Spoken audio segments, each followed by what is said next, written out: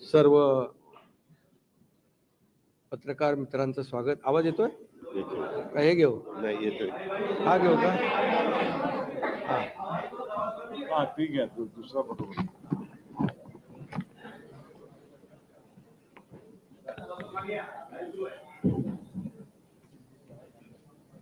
आज आम्ही राज्यपाल महोदयांची भेट घेऊन महायुतीचं सरकार स्थापन करण्याची परवानगी मागितली आणि राज्यपाल महोदयांनी परवानगी दिली. उद्या आझाद मैदानमध्ये संध्याकाळी 5:30 वाजता शपथविधी आहे. देवेंद्रजींनी देखील आपल्याला निमंत्रण दिलंय.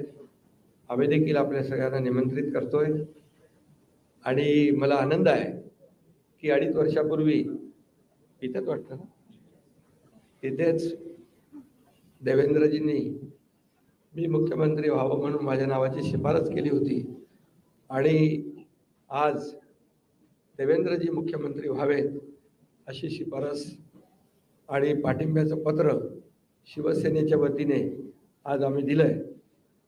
आणि यापूर्वीच तुमच्या पत्रकार परिषदेमध्ये शिवसेनेचा पाठिंबा आणि पूर्ण समर्थन भारतीय जनता पक्षाच्या उमेदवारांना देवेंद्रजींना आम्ही देऊन टाकला होता. आदरणीय प्रधानमंत्री मोदीजी आणि गृहमंत्री अमित शाह साहेब असतील आणि भारतीय जनता पक्षाचे अध्यक्ष नड्डाजी जो काही निर्णय घेतील त्याला पूर्ण समर्थन पाठिंबा शिवसेनेचा असेल अशा प्रकारची भूमिका मी यापूर्वीच घेतली. आणि कारण मगाशी दादा म्हणाले तसं तुम्ही बातम्या कुठून कुठे चालवता, कुठे नेता, काय ते त्याला तुम्हाला चर्चा नको. गावी गेलो तरी तुम्ही काय काय चालवत असता. त्यामुळे मी अगदी मन मोकळेपणाने माझी भूमिका स्पष्ट केली.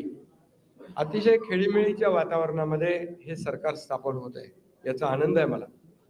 खरं म्हणजे आतापर्यंतच्या इतिहासामध्ये एवढं बहुमत महायुतीला कधी मिळालं नव्हतं आणि या महाराष्ट्रातल्या तमाम जनतेने व त्यामध्ये सर्वच आहेत, आमच्या लाडक्या बहिणी, लाडके भाऊ, लाडके शेतकरी, सर्व घटक, या राज्यातला प्रत्येक मतदार याने महायुतीवर मतांचा वर्षाव केला आणि एक ऐतिहासिक आणि दैदिप्यमान असा विजय या ठिकाणी महायुतीला मिळाला.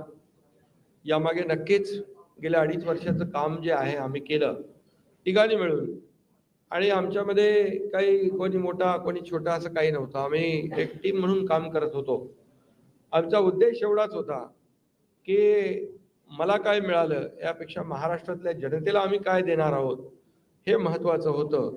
आणि एक सर्वसामान्यांचं सरकार म्हणून आम्ही काम केलं आणि म्हणून सर्व मतदारांना मी मनापासून धन्यवाद यापूर्वीच दिलेत.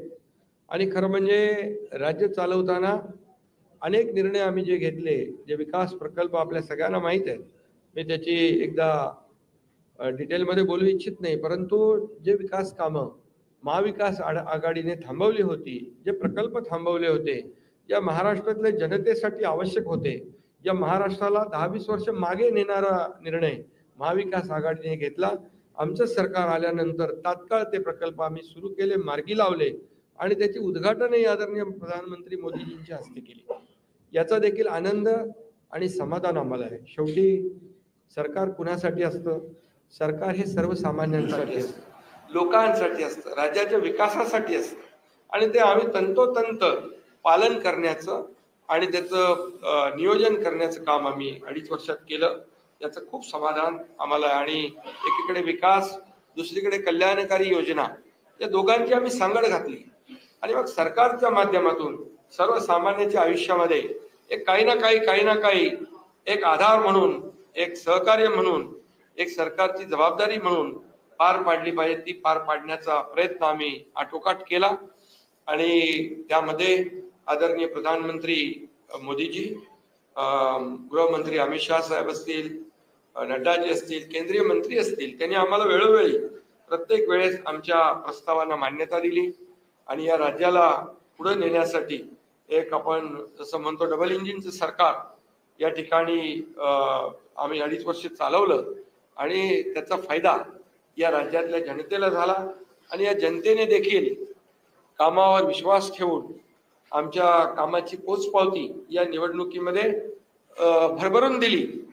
आपल्यालाही कोणालाही किंवा अनेक सगळे अंदाज वर्तवणारे जे सगळ्या एजन्सी असतात, एक्सपर्ट असतात, त्या सगळ्यांचा अंदाज या ठिकाणी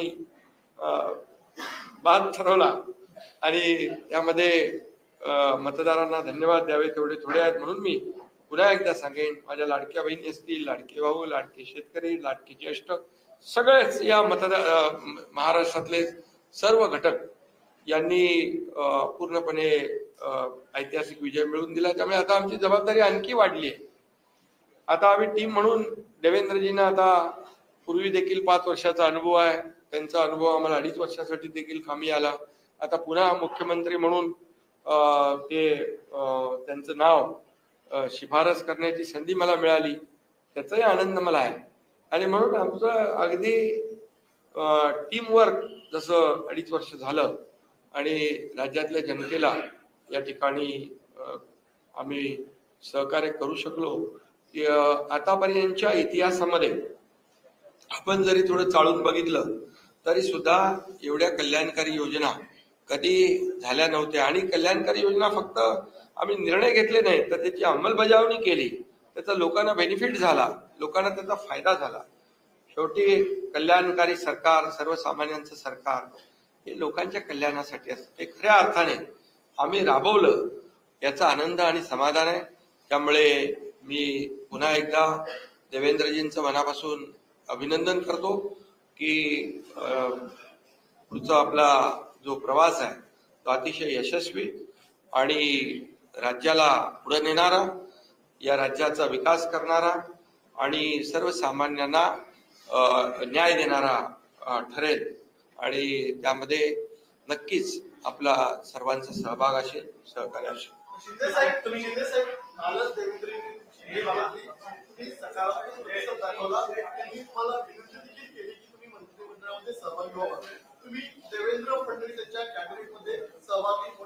अरे बाबा, ते सांगितलं ना संध्याकाळी, आम्ही सांगतो तुम्हाला, संध्याकाळी सांगतो. मला ते एकदमच पाहिजे थोडं थांबा. देवेंद्रजी माझ्याकडे आले, याचा मनाचा मोठेपणा आहे, त्यांना धन्यवाद देतो. आमच्या सर्व महायुतीच्या आमदारांचा देखील जो काही आग्रह आहे सगळ्यांना मी धन्यवाद देतो, सगळ्यांचा आदर करतो. त्यामुळे तुम्हाला सांगू ना,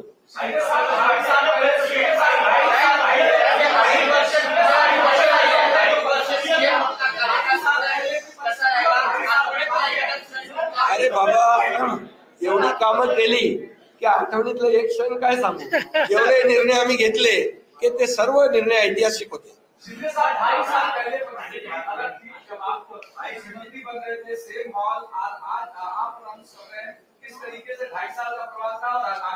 बहुत खुशी है मुझे कि 2.5 साल में हमारी सरकार ने, महायुति सरकार ने और हम तीनों ने और हमारी टीम ने जो काम किया है वो उल्लेखनीय है. उसके इतिहास में उसका सुनहरे अक्षरों में लिखा जाएगा. इतने बड़े निर्णय लिए जिसकी हमें खुशी है. तब्येत चांगली आहे. आवाज थोडा, अरे आता तब्येत होते चांगली ना, लगेच कसं जोरात बोलू. सर, कल देवेंद्र फडणवीस जी सीएम पद की शपथ ले रहे हैं, क्या आप और अजीत दादा पवार साहब भी कल डिप्टी सीएम पद की शपथ लेंगे? अरे भैया, अभी तो कहा, देवेंद्र जी ने भी कहा, मैं भी कह रहा हूँ, रुको थोड़ा, अभी शाम तक रुको. अभी कल शपथ ली है ना, उनका समझ में आएगा. मैं तो लेने वाला हूँ.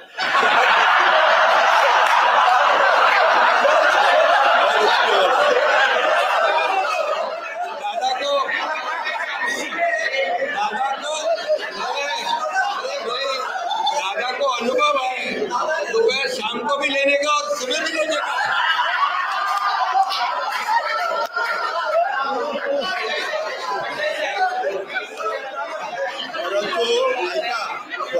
पूर्वी आम्ही सकाळी दोघांनी घेतली होती, तो हे राहून गेलेलो होता. आता पुढं 5 वर्ष आता ठेवणार.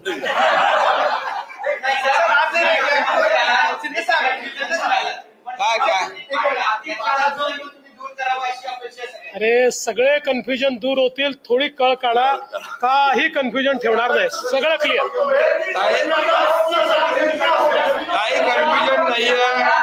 ए बाबा काही कन्फ्युजन नाही. सगळ्यांना उद्या तुम्ही 5:30 वाजता नाही 5 वाजता हजर व्हा आणि परत दादांच्या बद्दल आमच्याबद्दल काय करणं चला